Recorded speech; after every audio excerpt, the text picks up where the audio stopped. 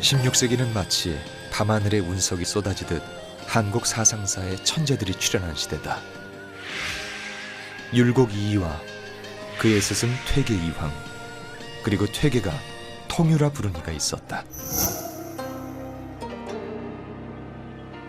온 세상사에 통달한 실력 있는 유학자 통유. 그는 바로 고봉 기대승이었다. 개혁군주 정조는 그를 일러 호남의 인사 중 가장 걸출한 사람이라 했다. 호남 사림을 대표하는 학자이자 백성을 먼저 생각한 정치가 기대승. 그가 말하고자 했던 가치를 다시 되짚어 볼 때다.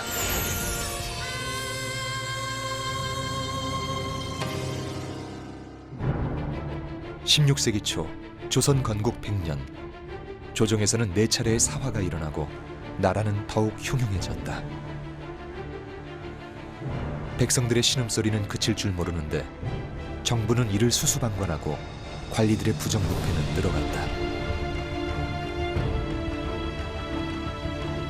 이러한 정치적 혼란 속에서 많은 선비들은 벼슬을 버리고 시골에서 운둔 생활을 하기도 했다. 광주의 명문가로 알려진 기씨 가문 역시 1519년 기묘사화 때 광주로 내려와 정착한다. 그리고 1527년 지금의 광주광역시 광산구 신령동에서 조선 최고의 학자이자 호남사림의 중심이 된 고봉 기대승이 태어난다. 조선의 대표 성리학자 고봉 기대승. 어수선한 시절에 태어난 그는 시대의 혼란을 듣고 보며 성장한다.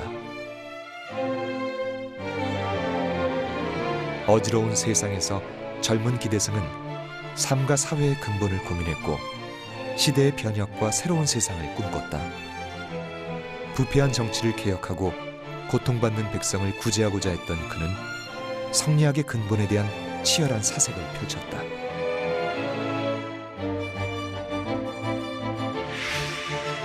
당시 조선의 선비들은 성리학의 시조인 주자에 져서 주자대전을 교과서로 삼았는데 100권이 넘는 주자대전은 그 양이 너무 방대했고 의미가 깊어 해석이 쉽지 않았다. 하지만 고봉은 31살에 주자대전을 홀로 독파해 주자문록을 완성한다. 기대승의 주자문록은 주자대전의 핵심 내용에 일일이 주석을 붙인 것으로 성리학의 안내서로 불린다. 이 주자물록에 들어있는 이 주요한 이 내용은 주자가 남긴 이 철학적인 논술이라든지 상소문, 편지, 그리고 기문, 서문, 그다음에 비문, 잠언 등 아주 다양한 이 내용이 수록되어 있습니다. 주자문록을 완성해 성리학에서 이미 독보적인 학문적 성과를 이룬 고봉 기대승. 젊은 스승의 출현에 세상은 술렁이었다. 주자대전이 얼마나 방대합니까? 그래서 일반 사람들이 쉽게 접근할 수가 없고 그 사상의 폭이 또 대단히 넓지 않습니까? 역사, 철학, 문학, 그리고 경제학, 이를테면 우리 민생경제, 이런 향촌 지도, 향촌 교화 너무 넓기 때문에 그중에서 가장 중요한 거, 그래서 이렇게 주자의 생애가 어떻게 되느냐, 주자가 가장 역점을 두었던 철학 사상이, 리와 기의 사상이 도대체 무엇이었는가. 또 하나는 주자가 이 세상의 평화를 위하여, 백성의 안녕을 위하여 노력을 했던, 구체적으로 실천했던 경제 정책이 그가 요약된 문헌으로 이렇게 돼 있고, 하나는 또 주자가 정말 이 나라 정치가 어떻게 돼야 될 것인가라고 하는 당시 재상들한테 보내는 주요한 편지들, 그래서 주자의 핵심적인 정치 사상을 알 수 있게끔 하는 그런 어떤 문건을 이렇게 집약해서 이렇게 묶었기 때문에 당시 학자들이 엄청 환호를 했죠. 바로 이거야말로 주자 성리학의 안내서, 지침서가 된다라고 해서 감동을 하고 스스로 찾아와서 서로 배우고, 그래서 아주 기대승 선생이 젊었을 때부터 남의 스승 선생님 역할을 했던 그런 책이었습니다. 1558년 과거에 급제한 기대승은 당시 성균관 대사성이었던 이황을 찾아가 그의 학설에 대해 날카로운 질문을 던진다. 이렇게 시작된 두 사람의 논쟁의 주제는 인간의 마음을 설명하는 성리학의 주된 개념인 사단칠정이었다. 이황은 사단은 이가 바란 것이고 칠정은 기가 바란다는 이원론을 주장하고, 기대승은 사단과 칠정은 분리되는 감정이 아니라고 반박한다.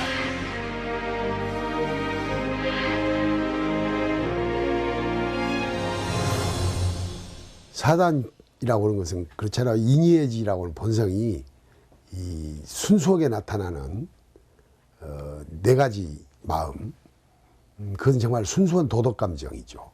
근데 칠정이라고 하는 것은 조금 과하면 악하게 되고 모자라도 또 조금 서운하게 되고 그런 어떤 보통 감정이죠. 일반 감정인데 그 일반 감정이 어떻게 보다 더 선해질 것인가, 어떻게 인간이 그걸 자각을 하면서 착한 것을 추구해 나갈 것인가. 그래서 당시 이런 논쟁이 이 한 번에 끝나는 게 아니고 여러 차례 계속되면서 많은 사람들한테 도덕 사회를 위한 인간의 수양과 선비들의 자기 절제와 또 이 사회 책임과 이런 것에 대한 엄청난 자각을 또 그런 어떤 그 노력을 촉구시켰다는 데 있어 의미가 있습니다. 첫 만남 당시에 퇴계는 58세, 고봉은 32세였다. 이후 8년에 걸쳐 계속된 두 사람의 학문적 논쟁은 120편이 넘는 편지로 진행됐고, 이를 통해 두 학자는 자신들의 철학을 발전시켜 나갔다.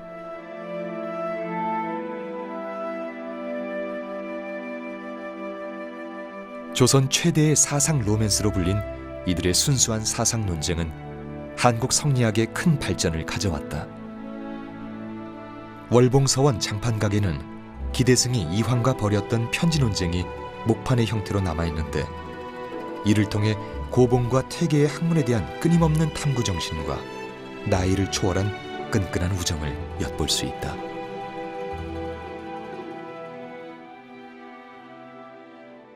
퇴계는 고봉보다 26세나 선배였고 스승이었고, 때로는 학문과 일상생활을 진지하게 토론하고 조언해 주었던 학우이기도 했습니다.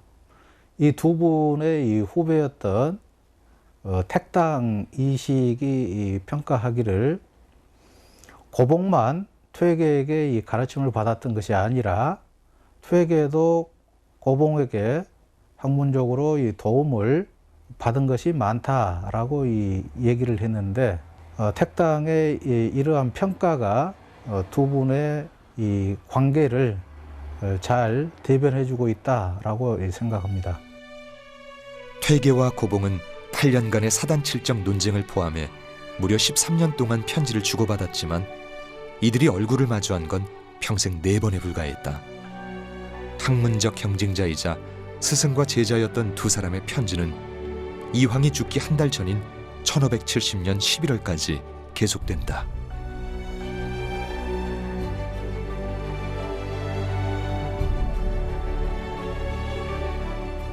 서신을 매개로 한 두 사람의 교류는 신분과 나이를 초월한 논쟁과 우정으로 동시대 사람들은 물론 후대에도 깊은 감동을 준다.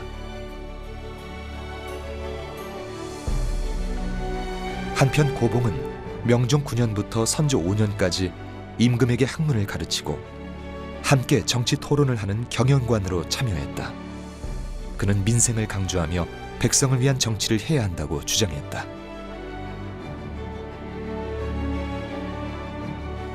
임금은 이익을 독점하지 말고 반드시 백성과 이익을 함께 해야 합니다. 임금이 정치만 하고 백성을 사랑하는 마음이 없으면 이는 근본이 없는 것이고, 마음만 있고 백성에게 균등히 분배하는 정사가 없으면 혜택이 아래에 이르지 않습니다.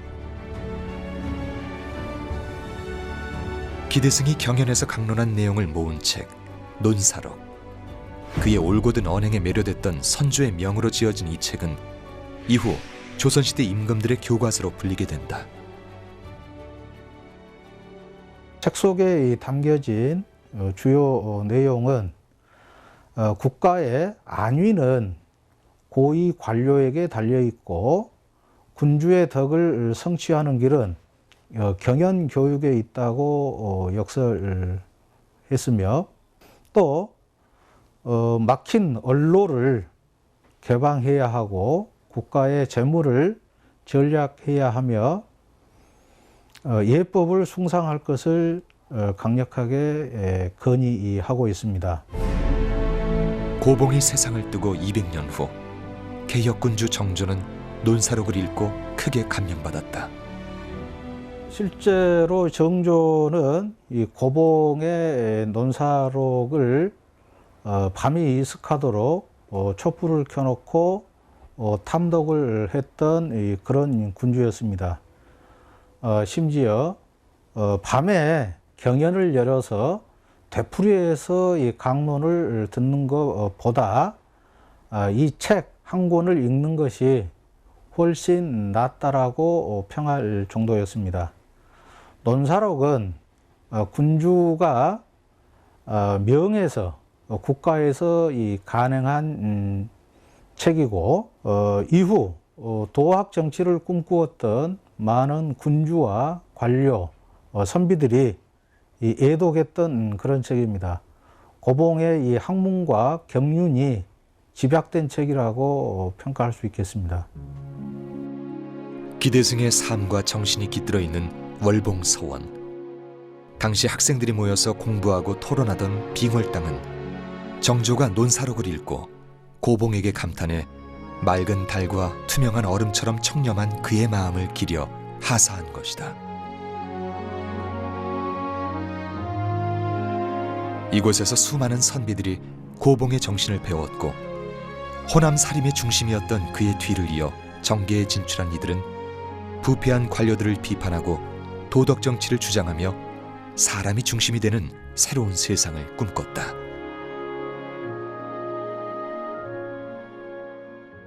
선조대에 이르러선 또 호남살림이 그 중앙정계에 많이 진출을 하는데, 그래서 그 당시 실록을 보면은 조정인재의 반은 영남이요 반은 호남이라는 말이 있을 정도였었는데, 기대승 선생은 당시 호남살림의 중심 인물로서 경연을 주도하고 또한 성리학의 도통을 제시함으로써 그 당시에 그 살림 정치가 발전하는데 크게 기여를 했던 것이죠. 1558년 32세의 나이로 문과 을과에서 장원한 고봉 기대승. 그러나 그는 부패한 정치 현실 속에서 벼슬살이에 별다른 흥미를 느끼지 못했고 대신 글쓰기와 학문 연구에 더욱 집중했다. 논사록과 사단칠정 논쟁 서신을 비롯해 그의 뛰어난 시문들이 수록되어 있는 14권의 고봉집에는 평생을 학자로 살다간 그의 사상과 철학이 고스란히 담겨 있다.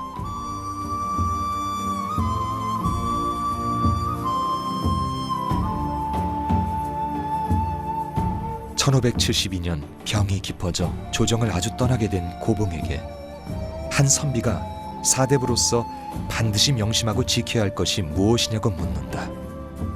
이에 고봉은 기, 세, 사, 세 글자면 충분하다고 답한다.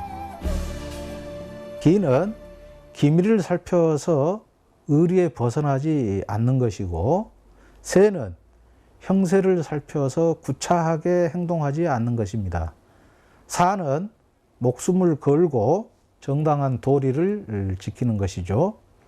다시 말하면 어떤 일이든지 먼저 사태의 경위와 전개 과정을 잘 살피고 다음으로 처리할 기회를 잘 포착해서 과감하게 행동해야 하고, 마지막으로 죽을 각오로 유교의 진리를 수호해야 한다라고 하는 의미가 들어 있습니다.